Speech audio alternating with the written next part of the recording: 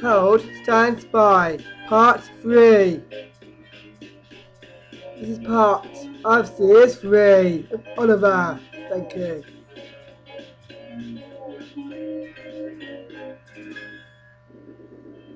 Oliver had been to the works to be mended. Some troublesome trucks tripped him, and the Great Western engine fell into the turntable well. Now, Oliver was as good as new, but he was still worried about trucks. I'd rather not use them, he puffed to himself. But the trucks sang songs, rude and loud. Scruffy, their leader, led the chorus. Oliver's no use at all, thinks he's very clever, says that he can manage us, that's the best joke ever. When the yacht is off the back, when the night is falling, we just push him down the well. Off goes a dolly. Thomas, Duck and Percy were shocked. Be quiet, they ordered. But they couldn't be everywhere, and everywhere they weren't, the trucks began again. Oh, there's no use at all, thinks he's very clever, says that he can manage us, that's the best joke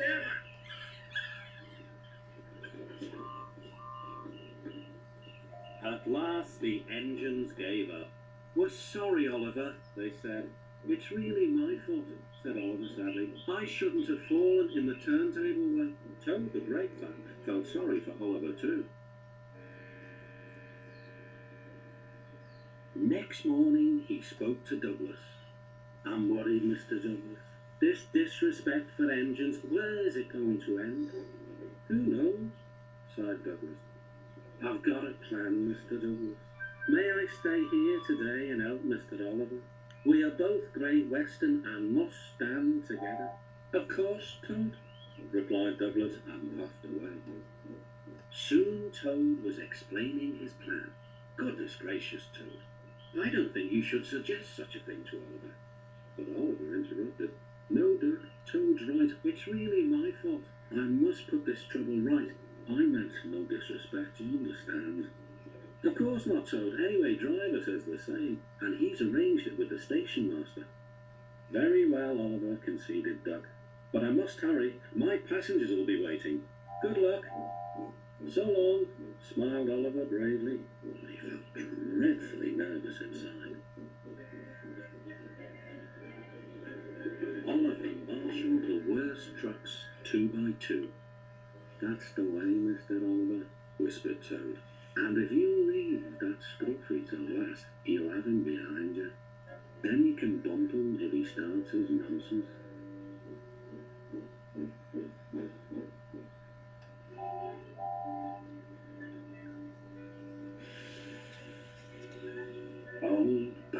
Hold back, whispered Scruffy, and pass the word to the others. The silly trucks giggled. But Oliver knew what to do. There was plenty of sand on the rails and his wheels gripped splendidly. He gave a great heave. Oh! groaned Scruffy. I don't like this. Go in, yelled Duck. Well done, boy, well done. Oh! wailed Scruffy.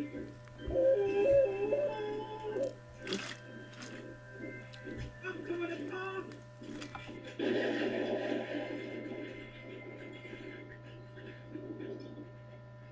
And he did.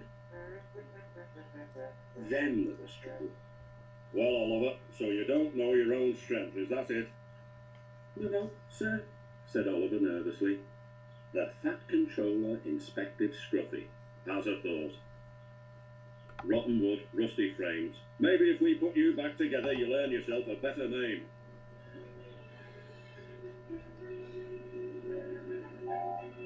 Nowadays, Oliver only takes the trucks when the other engines are busy. But they are always quick to warn each other. Take care with Mr. Oliver. If you play tricks on him, you'll never be the same truck again.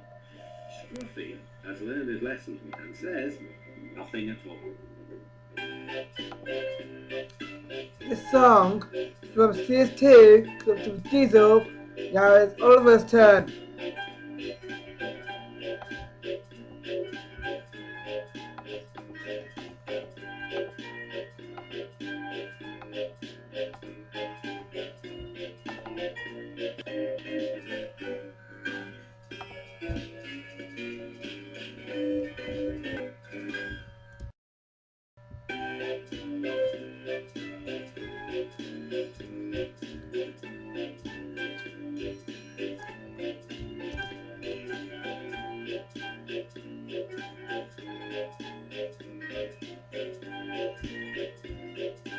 Fish.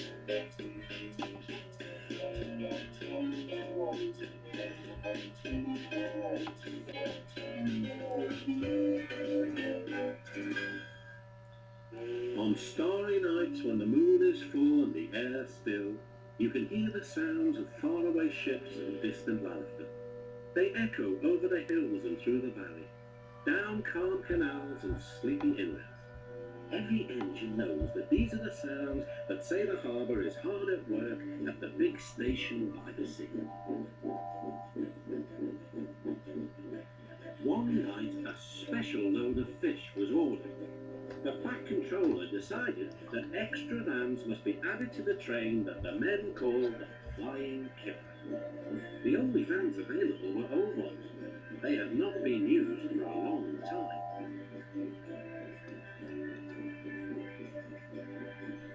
Henry waited impatiently by the quayside as Duck shunted them into position. Thomas puffed by with the mail train. Hello, Duck. Going fishing? I'd take care if I were you. Why? Puffed Duck.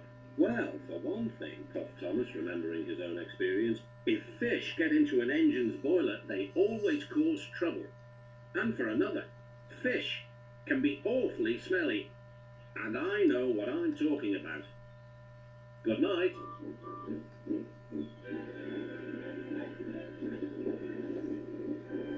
Henry grunted dreadfully. You'll just have to put up with it, Henry, said his driver. At least the extra load will mean you can have another engine help us up Gordon's Hill.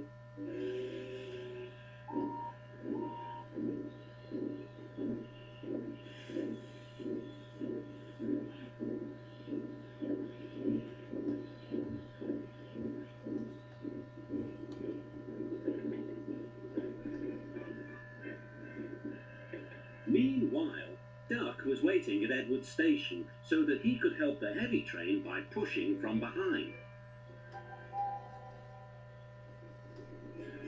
Henry made good progress.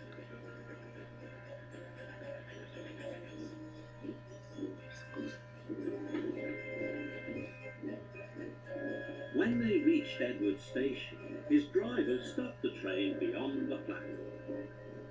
Then, Henry gave a special signal. Beep, beep, beep, beep. I need help, please. Beep, beep, replied Duck. I shan't be long. Duck butted gently up to Henry's train. He was not coupled up. Henry would then be able to run on without stopping when they reached the top of the hill. Ready, whistled Duck, and off they set.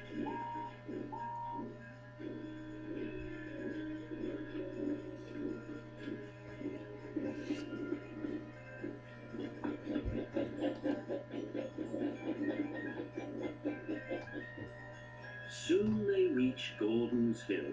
Push hard, puffed Henry. We're doing it, replied Duck. Henry was pulling his train harder than he realized.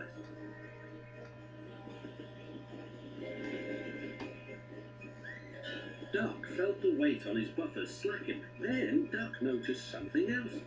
There's no sign of a tail lamp, he puffed. He whistled, but there was no reply. Meanwhile, Henry had noticed something too. My train's getting heavier, he thought to himself. I'm slowing down.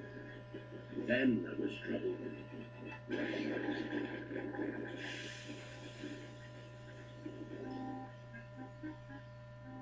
No one was hurt, but a strong smell of fish hung in the air. Next day, workmen found the broken tail lamp at the bottom of the hill. The Fat Controller spoke kindly to Duck. The accident wasn't your fault. We should have checked that this tail lamp was fixed on properly. We'll soon have you in working order again. Thank you, sir, said Duck sadly. Thomas told me to be careful about fish. They got me in a right pickle, didn't they?